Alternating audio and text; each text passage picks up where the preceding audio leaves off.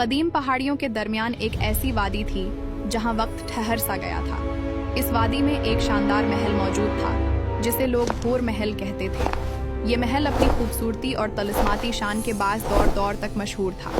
اس کی دیواریں سونے کے پھولوں سے سجی تھیں جن پر سورج کی کرن پڑتی تو پورا محل جیسے آسمانی چمک سے جگمگا اٹھتا۔ محل کے صحن میں رنگ برنگے پرندے آزادانہ اڑتے رہتے، تتلیاں ہوا میں ناچتی ہوتی اور ہر طرف ایسی خوشبو بستی تھی جو دلوں کو پوری وادی تک مہکا دیتی۔ یہ وہ جگہ تھی جہاں دکھ کا سایہ بھی آنے سے ڈرتا تھا۔ اسی محل میں بادشاہ کامران اور ان کی خوبصورت لیکن سادہ دل بیوی ملکہ نورین رہتے تھے۔ دونوں ایک دوسرے سے بے حد محبت کرتے تھے۔ ان کی محبت کی مثالیں پوری سلطنت میں دی جاتی تھیں، لیکن اس محبت بھری زندگی میں ایک کمی تھی، اولاد کی کمی۔ دونوں میاں بیوی کی صرف ایک ہی دعا تھی کہ اللہ انہیں ایک بچہ عطا کرے۔ ہر رات وہ محل کی چھت پر بیٹھ کر آسمان کی طرف دیکھتے اور دل ہی دل میں امید کو زندہ رکھتے۔ اداسی کے باوجود وہ ہر کسی کے سامنے مسکرا کر رہتے، مگر تنہائی میں ان کی آنکھیں اکثر بھیگ جاتی۔ کئی سال گزر گئے لیکن ان کا دامن خالی رہا۔ بادشاہ اپنے درد کو چھپانے کی کوشش کرتا، مگر ملکہ نورین کی ٹوٹی ہوئی آنکھیں سب کچھ بیان کر دیتی تھیں۔ پھر ایک دن ہور محل میں صبح کی پہلی روشنی کے ساتھ ایک معجزہ ہوا۔ محل کی نرسیں بھاگتی ہوئی آئیں اور اعلان کیا کہ محل میں ایک بچی پیدا ہوئی ہے۔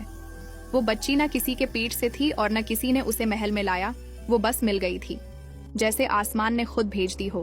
بادشاہ اور ملکہ حیران تھے، مگر ان کے دل خوشی سے بھر گئے۔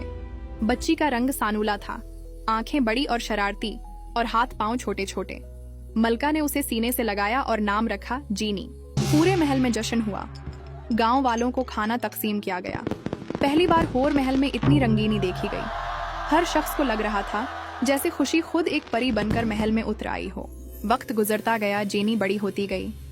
وہ چنچل، باتونی اور ذہین تھی، مگر اس کی ایک کمزوری تھی، اپنی ظاہری شکل سے نفرت۔ اس کا رنگ سانولا تھا، جبکہ محل کے لوگ گوری رنگت کو پسند کرتے تھے۔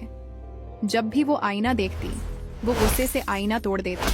اس نے آہستہ آہستہ اپنا چہرہ ڈوپٹے سے چھپانا شروع کر دیا۔ کبھی گھونگھٹ کرتی، کبھی اپنا کمرہ بند کر کے بیٹھتی۔ سب لوگ سمجھتے کہ شہزادی شرمیلی ہے، مگر اصل میں وہ اپنے آپ سے ڈرتی تھی۔ بادشاہ کامران نے فیصلہ کیا کہ جینی اب جوان ہو چکی ہے، اس کی شادی کا وقت آ گیا ہے۔ انہوں نے پیغام مختلف ریاستوں میں بھیج دیا کہ شہزادی کے لیے اچھا رشتہ تلاش کیا جائے۔ جلد ہی مختلف ریاستوں سے شہزادے ہور محل میں آئے۔ نیلم نگر، بہشور نگر اور کئی ملکوں سے رشتے پیش ہوئے، مگر ایک شہزادہ سب سے منفرد تھا، شہزادہ المیر۔ المیر نہ صرف خوبصورت تھا بلکہ ذہین اور نرم دل بھی تھا۔ اس کی نیلی آنکھوں میں ایسی گہرائی تھی جیسے سمندر خاموشی سے باتیں کر رہا ہو۔ جب وہ پہلی بار آیا تو سب اس کی شخصیت سے متاثر ہوئے، مگر جینی نے اپنا چہرہ گھونگٹ میں چھپایا ہوا تھا۔ وہ المیر کو دیکھ کر سوچتی، کاش میں بھی اتنی خوبصورت ہوتی کہ بغیر ڈر کے اپنے چہرے کا گھونگٹ اٹھا سکتی۔ جینی کے ساتھ ایک خادمہ رہتی تھی، لائلہ۔ لائلہ شہزادی کی نفسیاتی سہارا بھی تھی۔ وہ نازک، حسین، دودھ جیسی سفید رنگت والی اور نیلی آنکھوں والی لڑکی تھی، لیکن اس کا دل انتہائی پاک تھا۔ ایک دن شہزادہ المیر نے بادشاہ سے کہا، میں چاہتا ہوں کہ شہزادی سے تنہا ملاقات کروں۔ یہ سن کر جینی کے قدم لرز گئے۔ اگر اس نے میرا چہرہ دیکھ لیا تو وہ مجھے کبھی قبول نہیں کرے گا۔ غصے اور خوف میں جینی نے لائلہ سے کہا، آج سے تم میری جگہ جاؤ گی، تم شہزادی بن کر المیر سے ملو گی۔ لائلہ نے حیرانی سے کہا، یہ دھوکا ہے، مگر جینی نے سخت لہجے میں حکم دیا، یہ شہزادی کا حکم ہے۔ وفاداری نے لائلہ کو مجبور کر دیا۔ جینی نے خود لائلہ کو تیار کیا۔ نیلا لباس، چاندی کے زیور، بالوں میں سنہری پنے، ہونٹوں پر ہلکی گلابی چمک۔ جب لائلہ تیار ہوئی تو جیسے آسمان کی پری زمین پر اتر آئی ہو۔ باغ میں فوارے کے پاس جب المیر نے پہلی بار لائلہ، جسے وہ جینی سمجھ رہا تھا، کو دیکھا تو اس کے دل کی دھڑکن رک سی گئی۔ کیا میں آپ کا چہرہ دیکھ سکتا ہوں؟ لائلہ نے منع کیا، مگر المیر نے محبت جیت لی اور اس کا گھونگٹ اٹھایا، اور وہ دیکھتا ہی رہ گیا۔